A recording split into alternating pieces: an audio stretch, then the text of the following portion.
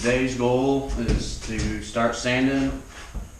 It's probably going to stretch out for a couple of days because, you know, work decided to be fun. I don't have work next week, but I digress. Sand the bed, and we're going to line it with some DuPont bed armor. And depending on how much I get, I might start working my way into the center doghouse, hump area, whatever you want to call it, and start spreading some bed liner on it to line it to protect everything. A lot of the things I do on here, one, going to be make this thing even cooler than it already is, and some more Freedom Eagles and Bald Eagles and everything else like that. The rest is going to be, you know, just protecting the investment. So the other day I did oil, which in the process of doing oil found metal flakes on the magnetic tip of the drain plug, so you know that's comforting. So good thing I'm trying. All the forums said to use conventional oil because of the seals in the engine, and then people said, you know, use synthetic because it's better. So I used a synthetic blend. So hopefully the seals will, like, you know, the blend part and everything works out, and help with, you know, less metal flakes and self-clearancing. Hey everyone. So last night I had a issue with the GoPro and I lost the footage. So I'm going to talk you through what I'm going to do, what I did, that is, and then we're going to start on the bed liner because I got it all sanded, sprayed out, cleaned out, vacuumed. So what I ended up going into last night is, because of the way the truck's designed, there's no stop between the bed and the cab, so water can just drain in. And I looked up, people actually make things for this. They want like 150 bucks, and I'm a cheapskate and turning this on budget.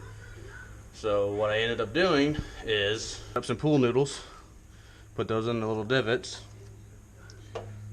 some angle iron, drilled a couple holes through, but I could only drill 3, and I planned 6, but I could only get 3 because the fuel tank was right here, so I can't go underneath this. This right here is as far as I could go this way, so I put that there so I'd pull it in. This, there's an all area I can't really get to, so this is what it's going to work out to be. And then I went crazy with some silicone to seal it up so water couldn't get through. And then I went around the back here, siliconed in a little bit too. So now everything's cleaned up, vacuumed out, dried out. We're gonna get to going on spraying this bed liner in, and hope. Here we go, it's on the line.